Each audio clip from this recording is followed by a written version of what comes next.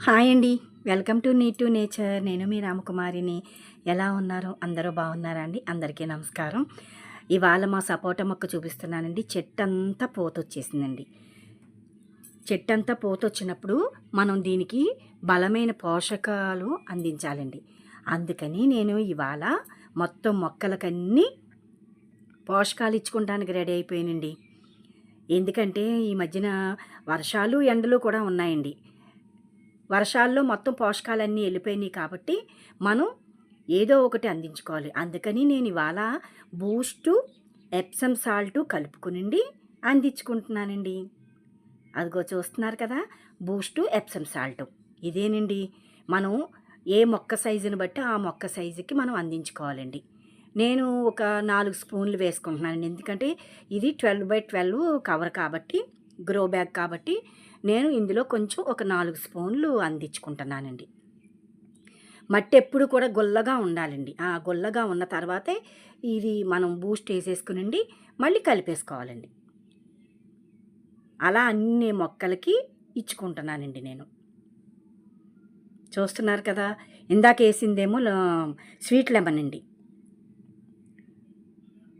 ఇవి కొన్ని వంగ మొక్కలు ఇవన్నీ పెట్టానండి. అంటే నాకు ప్లేస్ లేక బ్యాగ్ అలా పెట్టేస్తూ ఉన్నానన్నమాట. అలా ఎప్పుడు కూడా మట్టి గుల్లగా ఉండాలండి. ఆ గుల్లగా ఉన్న మట్టిలో ఇది కొంచెం 4, 5 స్పూన్లు సైజుని బట్టి వేసేసుకుని మనం నీళ్ళేసుకోవాలి. ఈ మందార మొక్కలండి. ఇంక మొన్న నార తీసుకున్నాను కదండి, ఇందులోనే కొంచెం సైడ్ని కనకాంబరం మొక్కలు కూడా పెట్టేసుకున్నాను. వీటికి కూడా బూస్ట్ అందించాలి కదండి. బూస్ట్ గుళ్ళు అనమాట, నల్ల గుళ్ళు. ఎప్సమ్ సాల్టు ఈ 2 కలిపేసిండి కుండీకి తగ్గట్టుగా వేసుకుంటున్నాను.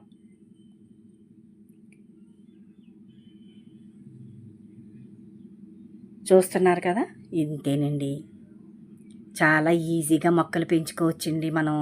కాకపోతే కాస్త ఓపిక పెట్టుకోవాలండి. కొంచెం స్టామినా తెచ్చుకోవాలండి.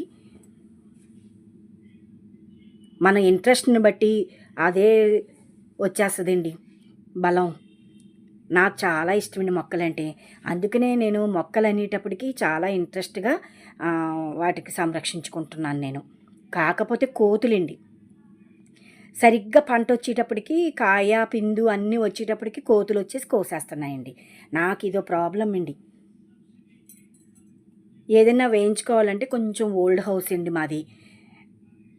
దానికి తగ్గట్టుగా చేసుకోవాలంటే ఇప్పుడు కొత్తిళ్ళైతే చేసుకోవచ్చండి. పాతిళ్ళకి ఏం చేయగలుగుతామండి, డబ్బులు ఖర్చు తప్పించి. అందుకనే ఏదో అలాగా చేసుకుంటా వెళ్తున్నానండి. అవి తిన్నప్పుడు అవి తింటున్నాయండి. నేను కోసుకోవాల్సినప్పుడు నేను కోసుకుంటున్నానండి. ఇంతేనండి. కోతులు వచ్చినాయని చెప్పేసి మొక్కలు పెంచుకుంటాం మానలేం కదండి. ఇంట్రెస్ట్ని చంపుకోలేం కదా. ఇది పచ్చిమిరపనారండి. ఈ పచ్చిమిరపనార అంతా కూడా అలా అందులో కుండీలో ఇందులో కుండీలో 4 మొక్కలు చప్పున పెట్టేసుకున్నానండి. బంతి నారండి. ఈ బంతి మొక్కలు ఉండటం వలన నెమటోడ్స్ ఉండవండి. ప్రతి మొక్కలోని కూడా ఒక్కొక్క బంతి మొక్క పెట్టుకున్నాం అనుకోండి, వేరుపురుగు కానీ మెయిన్ నెమటోడ్స్ రాకుండా ఉంటాయండి ఈ బంతి నారకి. దీనికి కూడా అలా వేసేసుకున్నా అండి. ఆ తర్వాత మనం నీళ్ళు ఇచ్చుకోవాలని చెప్పాను కదండి. తప్పనిసరిగా మనం కొంచెం నీళ్ళు వేసుకోవాలండి. ఎక్కువ నీళ్ళు వేయకూడదండి.